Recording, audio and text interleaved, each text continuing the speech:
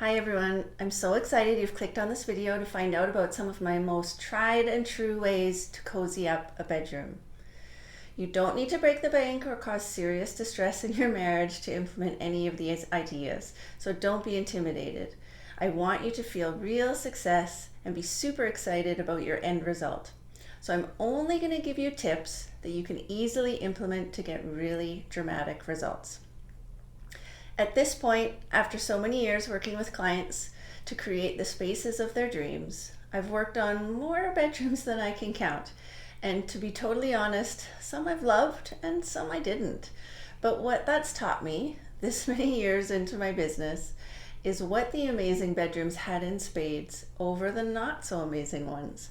And yes, sometimes a good healthy budget can make a project go a long way, but that isn't always the most important factor. We recently conducted a survey with all our past clients, and this topic of cozying up our bedrooms was a common question.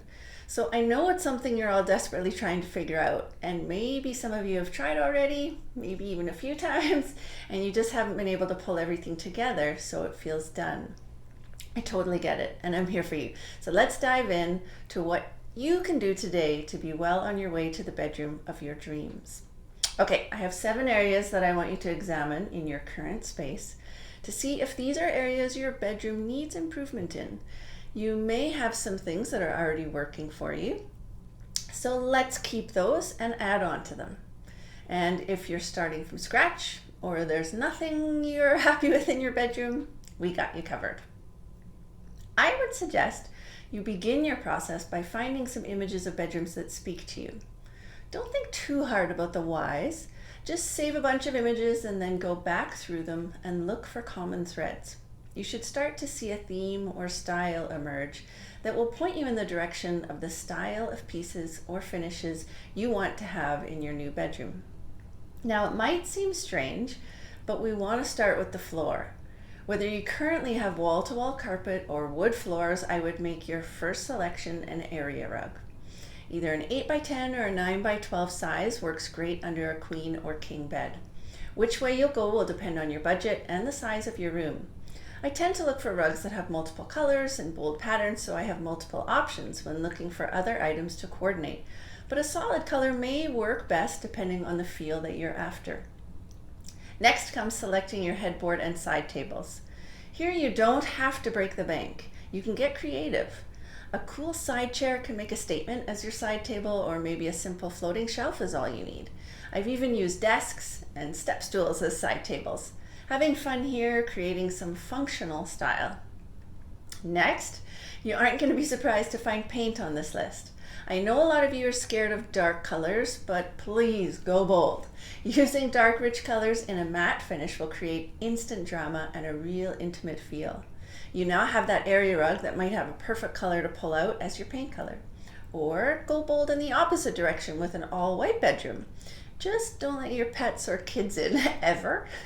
So, we can have the most beautiful bedroom ever, but if we do not control the natural light, we won't be able to get a good night's sleep. So let's address the windows with the right window treatments. Here, you need options. You want to layer that with blackout light. So this is achieved most easily through some type of blind, and I like to use blinds that don't collect a lot of dust or require a ton of cleaning, because hey, who has extra time to clean? So a simple roller shade or cell shaded and beautiful fabric that ties into either my window trim color or flooring, something more permanent in the room. Then comes your soft drapey treatment. Don't let me lose you here. These are not the draperies of your grandmother's living room, unless that was the theme that jumped out at you in exercise 1. These can be modern, simple panels that add another layer of warmth, texture, and maybe color to your bedroom. Without them, most bedrooms will feel incomplete. Again, we can use that rug as our jumping off point for the color, if we want there to be color in these. I hope you're still with me. I know this can feel daunting, but just approach it one task at a time. This is not a race to the finish. Just breathe. Okay, this next one is super important. Lighting. We need options in a bedroom. We need lots of light for dressing and getting ready. We need focused task lighting for reading in bed. And we need some dim romantic lighting for, well, you know. So give yourself some options. You may want a few pot lights or one beautiful ceiling light for your general lighting. Then add in some side table lamps or wall sconces for reading or watching TV in bed. And make sure all your lighting in your bedroom is on dimmers so you can set the mood to your liking. Also, remember to pay attention to the color temperature of your light bulbs as they pertain to the style or feel you're after. If you're creating a more traditional warm space, you may want a bulb with a Kelvin temperature of 2700, which is like the color of a traditional incandescent bulb. If you want a slightly more contemporary feel, go for a Kelvin temperature of 3000. This one's my personal favorite as it seems to work with almost any space. But if you're going for a super ultra modern bedroom, go for 3500 Kelvin temperature or higher for that cool, almost blue-white. Next, no bedroom can be complete without bedding that makes you want to stay in bed all day. This is entirely personal, as what one person finds comfortable for sleeping, another person finds torture. I find the two best options are either a duvet and duvet cover or a duvet with a coverlet. It really boils down to comfort, how often you're okay washing your duvet, and how annoyingly frustrating you find getting your duvet back into those dumb covers. You can probably guess which way I lean. Cotton is the most breathable fabric and tends to be soft, which is why most bedding is made of it. It can tend, however, to fade over time, so consider that when selecting your colors. I like to use a neutral color like white or gray for my duvet cover or coverlet, and then I add pops of color in pillows and throws. I can't count the number of colorful duvet covers I bought from that big box store we all know and love for the great prices and things you have to put together. Then several washes later, they look like they were ready to be cut into rags. Just don't go there. Look at places like Crate & Barrel or Restoration Hardware, because this is one area where you get what you pay for really rings true.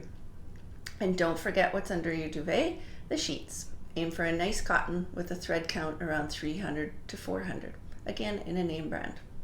Then if you have room and energy left in the tank, keep accessorizing. We're going to keep it to a minimum with just a bit of art, some greenery, a couple of personal touches. Putting these last items together takes some extra thought. Only use pieces you love, and if you try something and it doesn't feel right, just return it, take it away. Again, this is not a process you need to rush through. Now you have all the steps you need to create the bedroom of your dreams. But if there's still something holding you back from getting started, then check out our blog and get more videos and articles like this one, and we might give you the solution there. And if you have a burning design question you need answered, just chat with me on social media and tell me what you need to know. I'm here for you. I really can't wait for you to get started, and I will see you all soon.